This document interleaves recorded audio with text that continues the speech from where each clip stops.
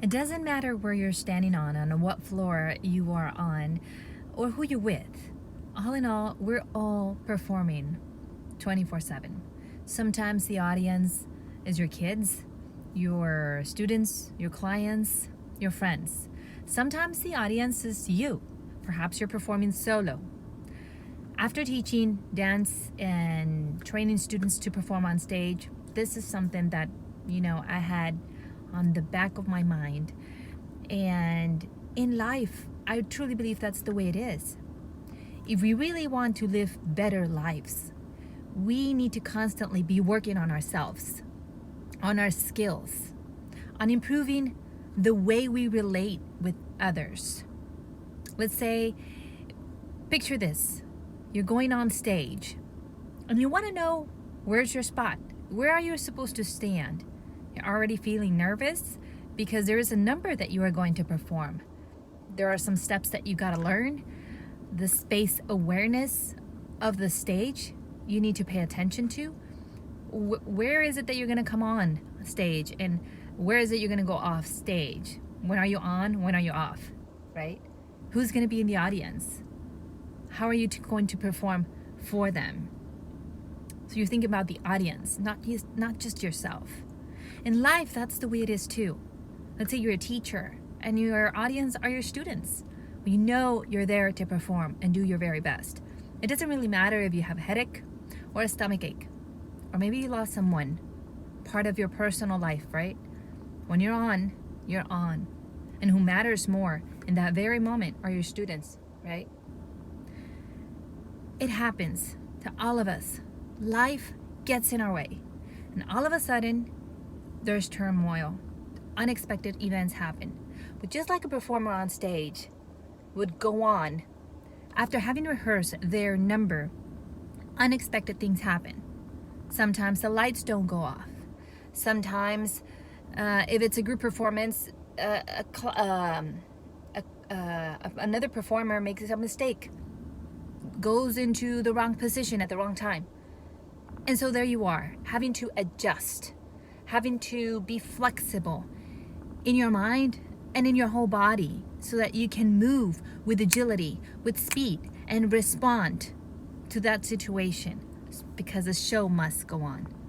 That's the way it is with life too. So what is it that you want to do today?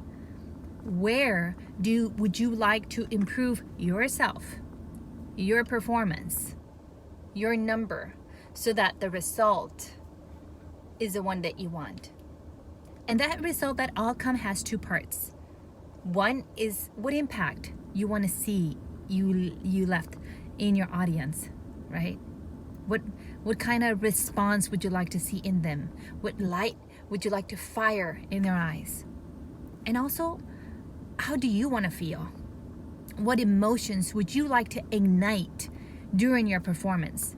Because if you're not feeling anything, then you're just going through the motions. And it happens to all of us. It happened to me, definitely, for the past few years. I was literally just going through the motions. And life was throwing me balls, and oh my God, it was just throwing one after another at me. But I was kind of like, I forgot this, what I'm telling you. I forgot that I was performing in my life, in my personal life too.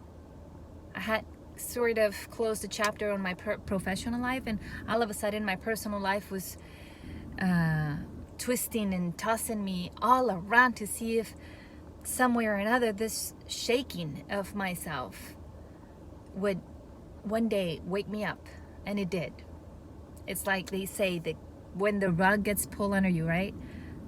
You could say it in many forms. However, bottom line is that for life, for each and every day of your life, you've got to stand ready. Stand on your own feet, on your own 2 feet. And if something happens, well, you'll make the best of it. Confidence is something we all should be working on every single day. And how is it that we're going to become more confident in whatever it is that we're doing and we're working towards? There's two parts of confidence. One is the knowledge that you're acquiring. Whatever you want to do, how knowledgeable are you in that area? Let's say you want to improve your health. Well, have you gotten some books about health? Have you talked to some coaches about it? Your fitness coach or your personal trainer or your dietitian?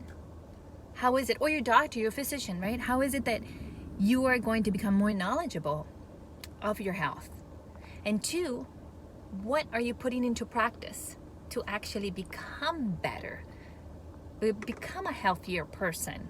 So those two parts of developing confidence is the knowledge and the actual practice, the time and energy you put into it every single day. That is when you actually see momentum start picking up and results. And you all of a sudden you'll feel like as in you're in flow is what you call, in the zone, right? Feeling it. I invite you today to work on your confidence. And for that, you can click on my link. I have a downloadable that you can use to evaluate yourself. There's just some questions, as a coach, I ask you some questions just to check on how is it that you're doing in that area? How confident are you? How comfortable do you feel in your own skin? How confident are you that anything that you want, you can have, as long as you put your time, energy, and effort into it on a consistent basis. I love you all, and until next time, I hope you go out there every day of your life feeling, going full out, feeling everything, the fear, the anxiety, the excitement of it all. Allow yourself, give yourself permission. You deserve it. So if you want it, just go for it. What's the worst that can happen? You're not gonna die. That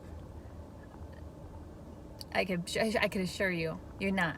Okay, it might feel scary. You might feel, but who am I? But those are just beliefs. Those are just thoughts, and they're useless and pointless. So let's just eliminate the trash and go and follow the more empowering thoughts. I know you can do it. I believe you can, and that you deserve it. So it's your turn. Let's go full out.